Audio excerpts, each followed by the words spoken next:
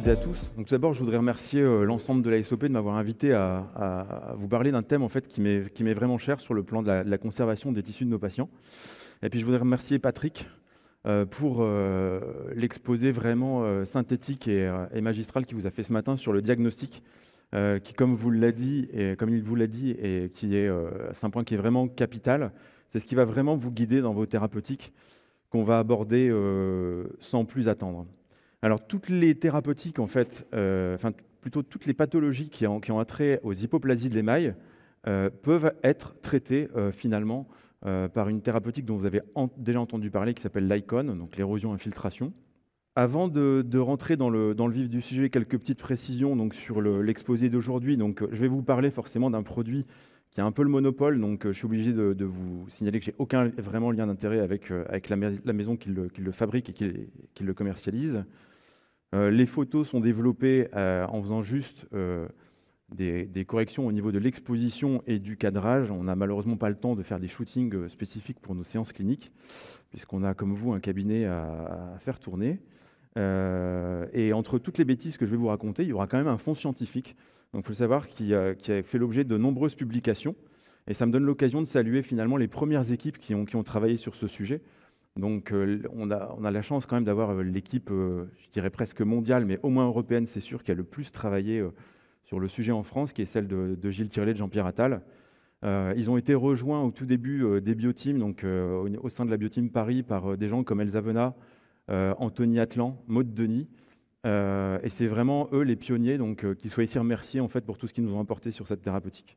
À la fin de l'exposé, justement, je vous remettrai ce QR code, vous pourrez le scanner.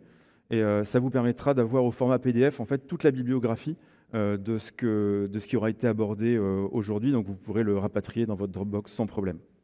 Au niveau des objectifs qu'on va s'imposer, j'allais dire, qu'on va essayer d'atteindre, c'est le premier d'entre eux, c'est évidemment d'avoir un coût biologique le plus faible possible. Donc tout le monde aujourd'hui connaît le gradient thérapeutique, qui est enseigné en faculté. Donc moi je suis thésé en 2000, à l'époque on n'en parlait pas du tout, puisque c'est quelque chose qui a été publié, comme vous le savez peut-être, en 2009.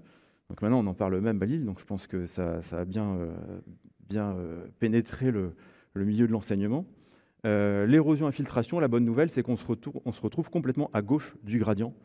Et comme on va travailler en majorité donc, sur des patients qui sont plutôt jeunes, c'est vraiment une bonne nouvelle.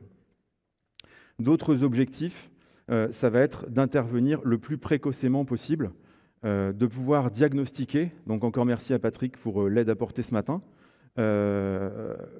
diagnostiquer, dépister, informer les parents des patients qui sont quelquefois perdus, qui ont déjà fait peut-être l'objet de plusieurs visites chez des confrères et qui ne savent toujours pas comment prendre en charge leur enfant.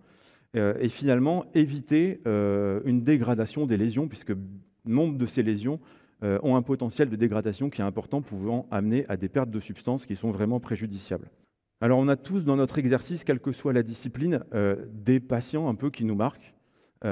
Alors ici, on voit Anouk sur cette photo, elle a 8 ans. Alors, je suis désolé pour la qualité de la photo, c'est un tirage en fait papier que les parents m'ont confié. Et si on zoome un petit peu plus, vous voyez déjà à peu près à cet endroit-là, au niveau de 11 et 21, et un peu sur les incisives mandibulaires, on a une lésion qui pourrait s'apparenter, si on avait une vision des molaires, que j'ai eue par la suite, à une MIH.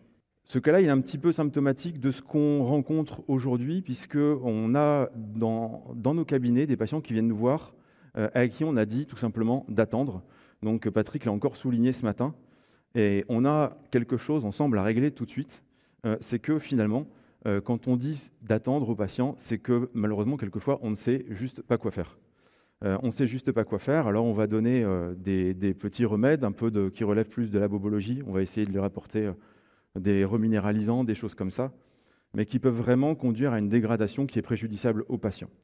Anouk, on va la laisser tranquille pour le moment. Je vous reviendrai sur ce cas-là à la fin de l'exposé. Un des objectifs aussi, ça va être de préserver la jonction amélodentinaire